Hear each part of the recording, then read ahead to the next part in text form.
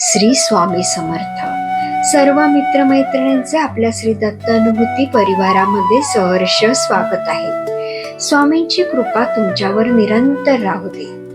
आज आपण स्वामी भक्त श्री गोपाळ बुवा केळकर लिखित बखरीतील बखर क्रमांक 196 ऐकणार आहोत. पण त्यापूर्वी तुम्हाला एक विनंती करते की आपल्या श्री दत्त अनुभूती या चॅनलला सबस्क्राईब जरूर करा.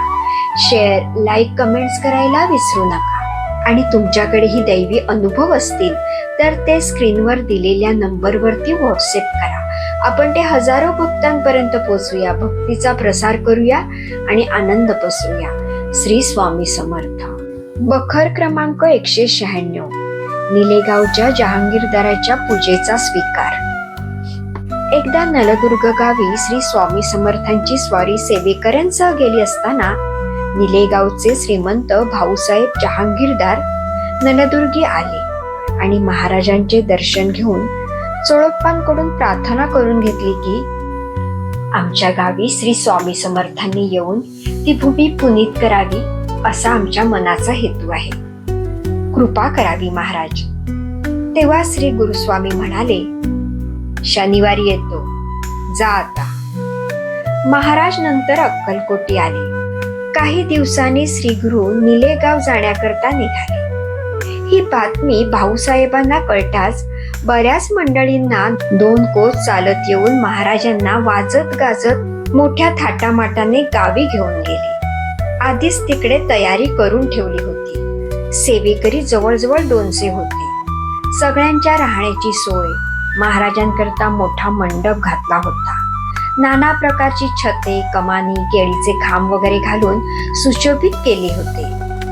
मध्ये एक दिव्य उंच सिंहासन मांडले. त्यावर श्री गुरु दयाघनाची स्वारी येऊन बसली. सर्वांना आनंदी आनंद झाला. गावातील आसपासची पुष्कळ मंडळी दर्शनास आली. सर्वांची दर्शने झाली. महाराजही हसत खेळत बसले होते. जहांगीरदारांनी 1000 पात्रांचा बुंदीच्या लाडवाचा बेत केला. श्री सद्गुरु महाराजांना दुसऱ्या दिवशी मंगल स्नान घालून षोडशोपचार पूजा केली. केशर, कस्तुरीचे गंध महाराजांना लावून हुक्का अष्टगंध वरती उधळला. तांदळाच्या अक्षता कपाळी लावल्या. त्यातील 3 तांदूळ खाली पडले. ते महाराजांनी घेऊन जहांगीरदाराच्या पदरात घातले. तो प्रसाद जहांगीरदाराने 1 तांदूळ आपण खाल्ला, 2 तांदूळ बायकोला खाण्यास दिले.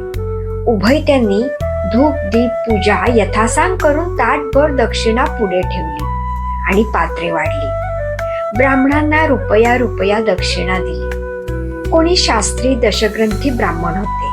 त्यांना चोळप्पा, श्रीपाद भट, कृष्णप्पा, मुख्य सेवेकरी या सर्वांना कोणाला शाल जोडी, कोणाला धोतर जोडी अशी वस्त्र दिली. सर्वांच्या पूजा केल्या.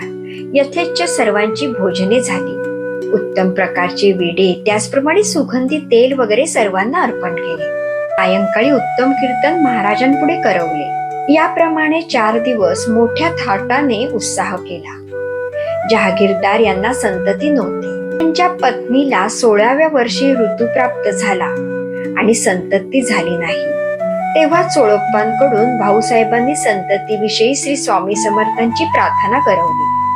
ते ऐकून महाराज म्हणाले, तुला चांगला मुलगा होईल असा आशीर्वाद दिला.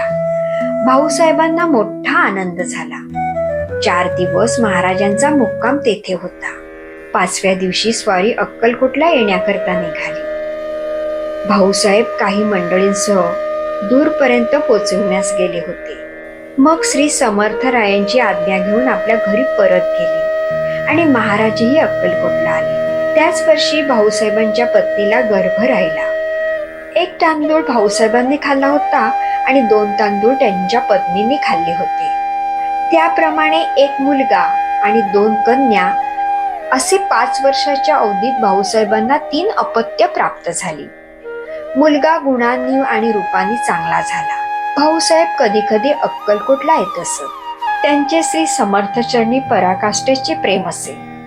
अक्कलकोटला आले म्हणजे 4 दिवस राहून सर्व सेवेकरी मंडळींना भोजन, दक्षिणा वगैरे देऊन संतुष्ट करीत असत. श्रींच्या सेवेकरता काही द्रव्य वगैरे देऊन ते आपल्या गावी परत जात असत. येथे प्रखर क्रमांक 196 समाप्त होते. श्री स्वामी समर्थ.